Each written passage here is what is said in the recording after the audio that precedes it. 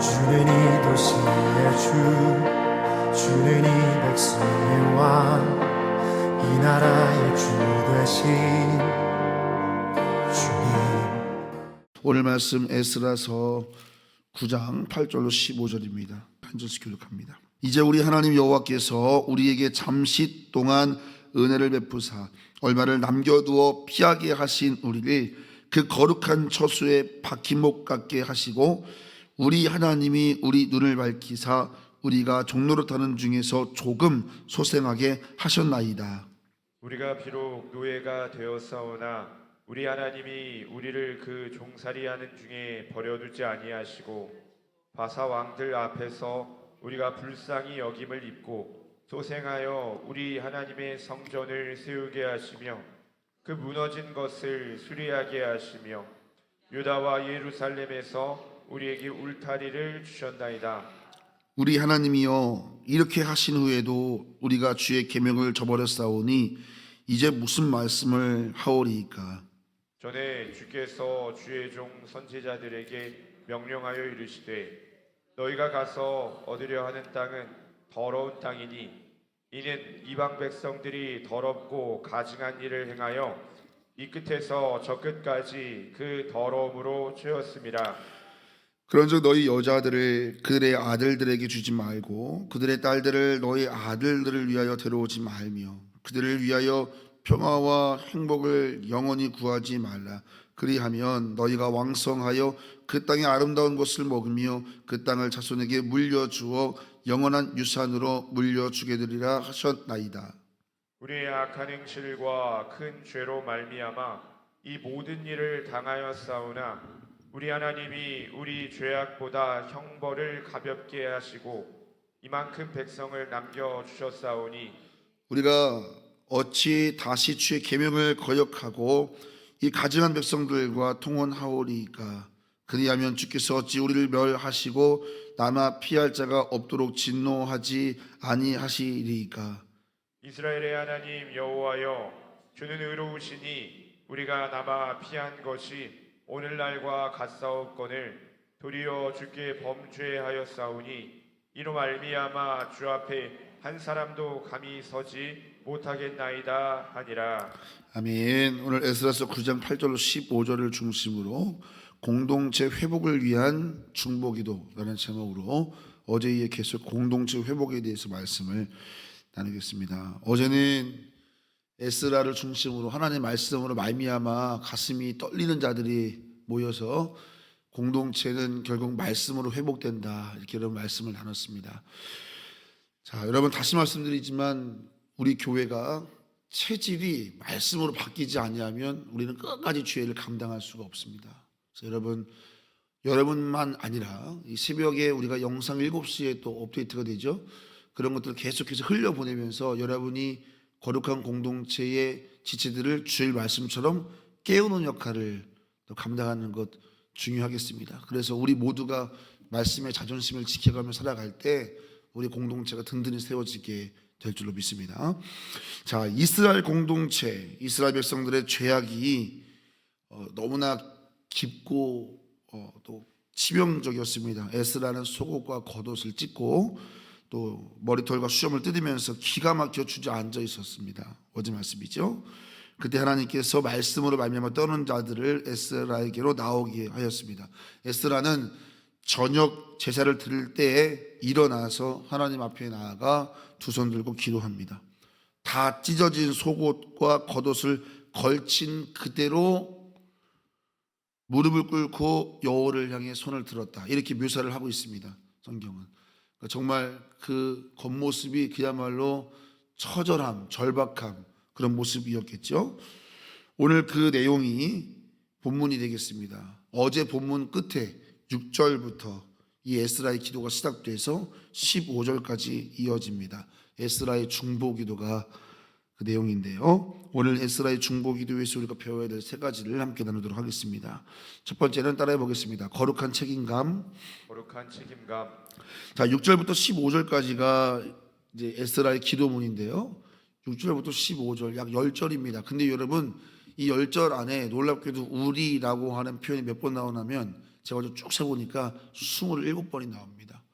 여러분, 그러니까 한 절에 보통 3번씩 우리가 등장한다는 것입니다. 이거 약간 너무 균형 없을 정도로 많이 기록되어 있습니다. 죄는 그들이 지었으나 책임은 우리가 지겠습니다 라고 하는 에스라의 성숙한 공동체의 영성이 듬뿍 배어있는 문장입니다. 에스라는 공동체의 죄를 남의 일로 보지 않았습니다. 속옷과 겉옷을 찢고 머리털과 수염을 뜯으며 기가 막혀 앉아있는 에스라, 그 모습 자체에서 드러나듯이 그는 공동체의 죄를 자신의 수치로 여기는 진정한 중보자였습니다.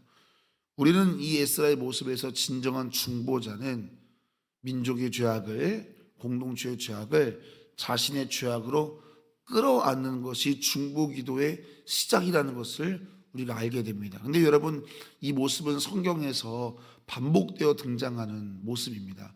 대표적으로 모세를 기억해 보세요. 이스라엘 백성들이 금송아지를 만들어 범죄했을 때 하나님께서 그들을 심판하신다고 했을 때 모세가 뭐라고 말합니까? 차라리 생명책에서 내 이름을 지워달라, 이렇게 간구하지 않습니까? 하나님께서 그 기도를 들으시고, 또 두 번째, 다니엘 어떻습니까? 바벨론에서 자신의 삶의 입지는 충분한 총리였지만 민족의 수치를 우리라는 이름으로 받으면서 민족을 위해 뼈아픈 회개 기도를 드리는 모습도 다니엘에게서 볼 수 있습니다. 세 번째, 느헤미야도 마찬가지입니다. 예루살렘의 성벽이 무너졌다는 소식을 들었을 때 나와 내 아버지 집이 범죄했다, 나와 내 아버지 집이 범죄했다라고 회개하면서 책임 가지며 통감하며 금식하며 기도했던 느헤미야를 우리가 기억합니다. 중요한 건 하나님께서는 민족을 위해 눈물의 중보를 드렸을 때 단절된 관계를 회복시키시고 심판을 넘어 새로운 소망의 역사를 시작해 주셨던 것들을 우리는 반복해서 보게 됩니다. 하나님은 민족의 죄악을, 가족의 죄악을, 공동체의 죄악을 나의 죄악으로 끌어안고 기도하는 그 중보의 기도를 외면하지 않으시는 분임을 믿으시기를 축원합니다. 여러분, 우리는 연약합니다. 그러나 하나님은 그 중보를 기뻐 받으십니다. 예수님의 성품, 예수님의 기도를 가장 닮아있기 때문입니다. 한번 우리 기도를 점검해 봤으면 좋겠어요. 나는 혹시 나 개인의 기도 제목과 내 가족의 안위, 이 좁은 울타리에 내 기도가 갇혀있지는 않은가? 혹은 공동체의 아픔을 그저 저 사람들 때문이야 라고 손가락하면서 공동체 문제가 보일 때 그냥 정죄하며 비판의 자리에 서 있지는 않은가? 여러분, 우리는 오늘 이 에스라가 반복해서 외친 우리라는 이 고백, 이 우리라는 고백은 비난의 손가락을 접고 자신의 가슴을 치는 회개의 모습입니다. 남의 허물을 내 옷에 묻히는 거룩한 사랑입니다. 우리가 에스라처럼 공동체의 죄를 나의 수치로 여기며 무릎 꿇고 손들고 기도할 때 하늘 문이 열리고 회복의 역사가 나타날 줄로 믿습니다. 여러분, 기도의 지경을 사랑으로 넓히세요. 기도의 지경을 사랑으로 넓히고 기도의 무게를 회개의 눈물로 가득 채우시기를 바랍니다. 죄 없으신 예수님 친히 우리 위에 십자가 지신 것처럼 가정과 교회, 또 때로는 어떤 감당하기 벅찬 어떤 영혼이 있을지라도 우리가 무너진 성벽 틈에 서서 우리라는 이름으로 중보한다면 하나님 오늘도 무너진 곳을 나의 기도를 통해 다시 세우시고 살리시는 은혜를 베푸실 줄로 믿습니다. 그 역할 감당하는 이 새벽 되기를 예수님의 이름으로 축원합니다. 자, 첫 번째는 거룩한 책임감입니다. 두 번째는요, 따라해보죠. 말씀에 대한 회개.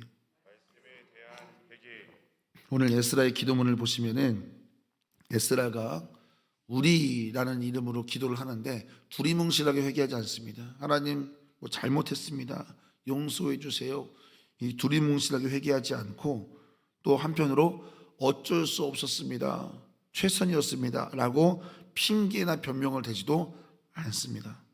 정확히 말합니다. 10절 말씀 읽어보죠. 10절입니다. 우리 하나님이여 이렇게 하신 후에도 우리가 주의 계명을 저버려 싸우니 이제 무슨 말씀을 하오리이까. 이렇게 하신 후에도 범죄했습니다. 무슨 말입니까? 70년 포로 가운데 있었지만 하나님께서 우리를 돌아올 수 있도록 은혜 주셨는데 이렇게 하신 후에도 우리가 주의 계명을 저버렸습니다. 하나님의 말씀을 거역했으니 무슨 말을 하겠습니까? 이제 무슨 말을 하겠습니까? 라고 하는 이 고백에는 어떤 합리화 또 어떤 핑계, 포기한 태도이죠. 자신 우리의 죄를 완전하게 인정하는 태도를 볼 수가 있겠습니다. 통혼함, 이 이방인과 통혼을 하는 것은 어쩌면은 그 땅에서 정착하는 정착과 생존의 전략 또 정치적인 전략일 수도 있습니다. 통혼을 통해서 자신들의 삶의 입지를 다지는 거죠. 그러나 에스라는 어쩔 수 없었습니다, 그것이 살 길이었습니다 라고 핑계하지 아니하고 주의 계명을 우리가 버린 것입니다 라고 정확하게 자신들의 죄를 규정합니다. 하나님의 말씀 기준 앞에서 우리는 유구무원입니다 이렇게 회개를 하지요. 여러분, 우리는요 회개를 할 때 종종 상황이라는 이유로 하나님의 말씀을 적당히 가공하여서 정당화할 때가 있습니다. 어쩔 수 없던 겁니다 하나님, 그건 최선이었습니다, 저만 그런 거 아닙니다, 뭐 이렇게 말입니다. 그러나 여러분, 진정한 회개는 이유를 찾는 것이 아니라 하나님 앞에 우리의 입을 닫는 것입니다. 그리고 내 변명이 끝나는 그 지점이 하나님의 용서가 시작되는 자리가 됩니다. 말씀의 거울 앞에서 구구절절하게 핑계를 멈춰야 합니다. 주님, 할 말 없습니다. 하나님의 말씀 앞에서 제가 잘못했습니다. 이 정직한 고백 위에 다시 시작할 수 있는 하나님의 은혜가 시작된다는 사실을 믿으시기를 축원합니다. 자, 세 번째 따라해보지요. 하나님의 의로움을 바라보라. 하나님의 의로움을 바라보라. 자, 하나님 앞에 구구절절 핑계하지 말고 내가 침묵할 때, 내 입을 꾹 닫을 때 거기서 하나님의 회복의 역사가 시작되는데, 자, 여러분 입만 꾹 닫으면 안 되고 하나님의 의로움을 바라보는 것, 그것이 이제 기도의 결론이 되겠습니다. 우리의 항복의 자리에서 의로우신 하나님을 앙망하는 거예요. 15절 말씀 보세요. 15절 말씀 읽습니다. 이스라엘의 하나님 여호와여, 주는 의로우시니, 이렇게 기도가 이어집니다. 하나님의 의로우심은 단지 죄악을 정확하게 심판하시는 공의만이 아닙니다. 그 의로우신 공의로우신 심판 중에도 하나님의 언약을 포기하지 아니하시고 끝내 남은 자를 지켜내시는 하나님의 신실하심이 우리 하나님의 의로우심인 줄로 믿습니다. 그래서 회개 자리에서 중요한 거는 내가 얼마나 잘못했는가도 중요하겠지만 회개 자리에서 더 중요한 것은 하나님은 어떤 분인가를 바라보는 것입니다. 그래서 나의 죄악을 인정하지만 그 인정하는 그 자리에서 끝나는 것이 아니라 하나님이 어떤 분인지를 반드시 바라봐야 하는 것, 이것이 기도의 방향성입니다. 우리의 소망은 하나님의 성품에 있는 줄로 믿습니다. 하나님의 성품, 그것을 바라보는 것, 그것이 기도의 결론이 항상 되어야 합니다. 하나님은 죄를 결코 가볍게 여기지 않으시지만 그렇다고 죄인을 포기하지도 않으십니다. 주님의 공의와 사랑은 언제나 우리의 죄보다 더 깊고 우리의 죄보다 더 넓습니다. 우리가 회개하고 하나님을 바라보면 하나님 반드시 어떤 죄인도 일으키시고 살려내신다는 사실을 믿으시기를 축원합니다.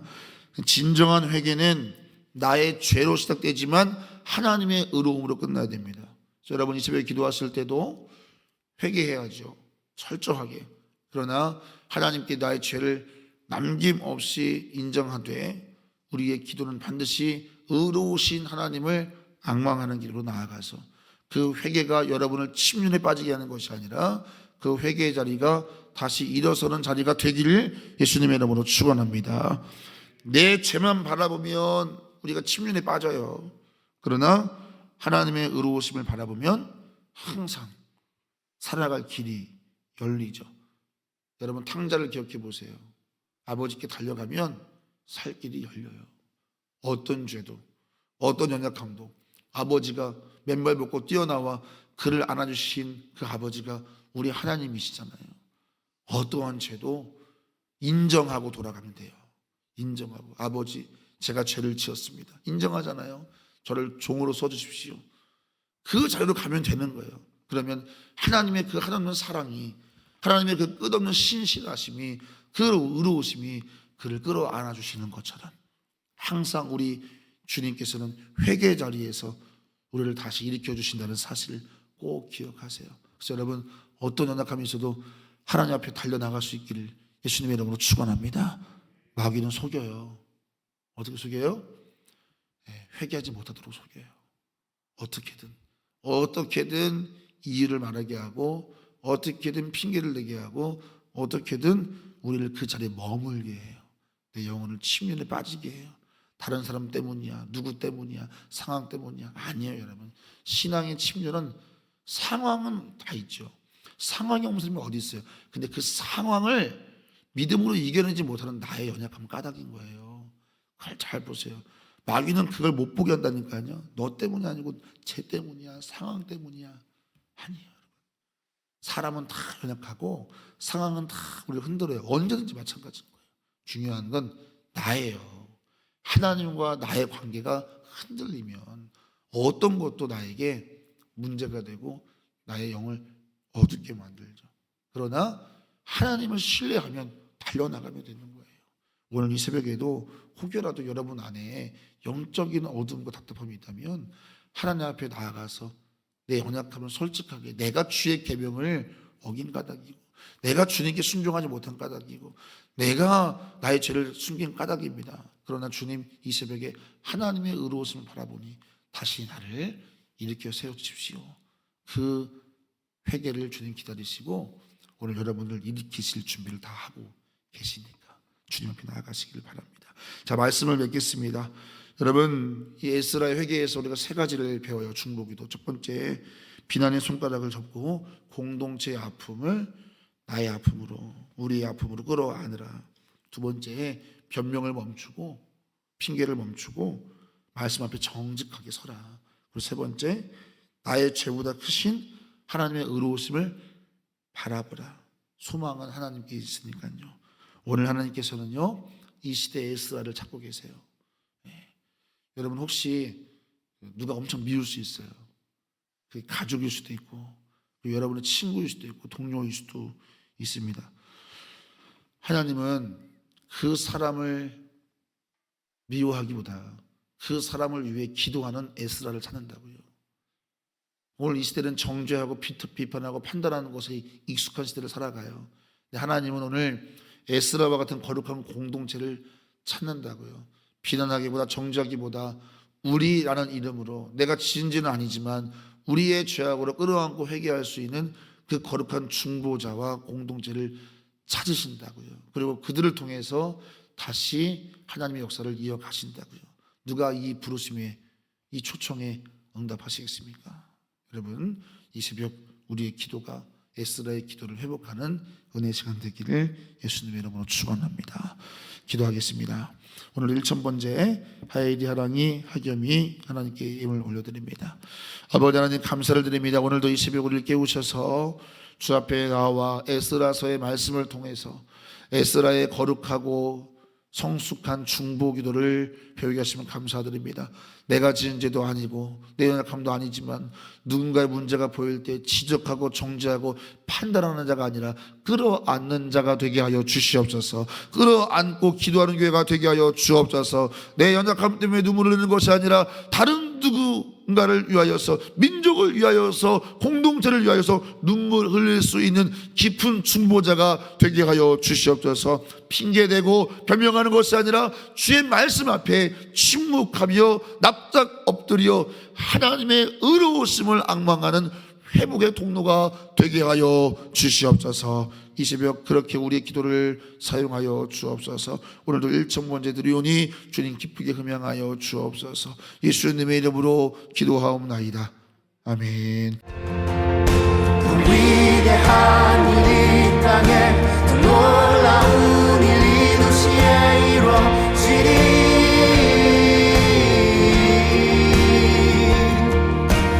위대한 일이 땅에 더 놀라운 일이 도시에 이루어지리.